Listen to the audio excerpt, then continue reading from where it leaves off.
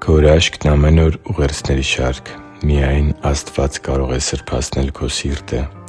Միայն Աստված կարող է սրբացնել քո սիրտն ու փոխակերպել կյանքդ։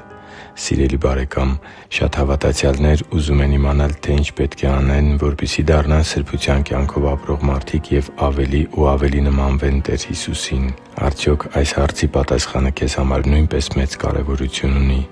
Եթե ուզում ես, որ Աստված փոխակերպի կյանքդ, դա շատ լավ է։ Դու ճիշտ ուղու վրա ես, բայց ինչպե՞ս է մարդը փոխակերպվում։ Կարո՞ղ է արդյոք այդ փոխակերպումը տեղի ունենալ քո սեփական ուժերի արդյունքում։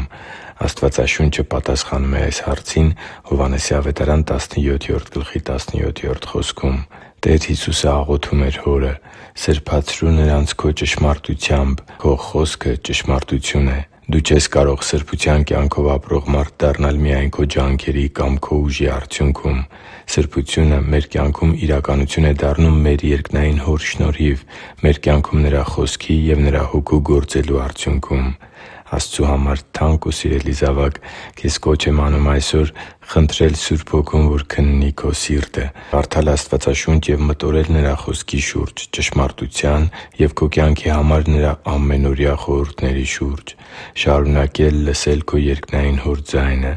Միայն Աստված կարող է սրբացնել քո սիրտը և փոխակերպել կյանքդ։ Միայն Նա կարող է նորոգել միտքդ և հպվել հոգուդ։ Նրա փափագն է առաջնորդել քեզ քո փոխակերպման օրհնյալ ընթացքի մեջ և իրագործել քո կյանքի սրբացման գործընթացը։ Հուսով եմ, տեղյակ ես Աստվածաշունչ ընթերցելու տարի մեր նախաձեռնության մասին։ Ամեն շաբաթ ես հանձնարարություն եմ փոխանցում Աստվածաշնչի որևէ գրքի ընթերցանության վերաբերյալ և խորհուրդ եմ տալիս դիտել այդ գրքին վերաբերող բացատրական դասի տեսագրությունը։ Աղոթում եմ, որ ոչ միայն միանաս այս նախաձեռնությանը և ճանաչես Տեր Աստծու կամքը, որ փոխանցում է մեզ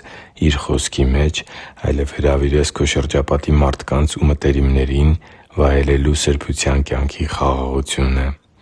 Ես կոչ եմ անում քեզ այսօր, որպեսզի քո ամբողջ էությամբ փափագես Աստվածաշնչի էջերում Աստծու կամքը բացահայտելուն և թույլ տաս Տեր Աստծուն քննելու քո սիրտը և սկսելու կամ շարունակելու քո մեջ Նրա հեղինակած վերափոխման սքանչելի գործը։ Աստվածաշունչ ընթերցելու տարի նախաձեռնությանը կարող ես միանալ այն հղումով, որը կտեղադրվի այս տեսանյութի մեկնաբանություններում կամ աուդիո ուղերձից անմիջապես հետո։ Հիշի՛ր, որ դու Աստծո հրաշքն ես, և Աստված սիրում է քեզ։ Շնորհակալ եմ, որ դու կա՛ս։ Սիրով և աղոթքով, Արման Մանուկյան։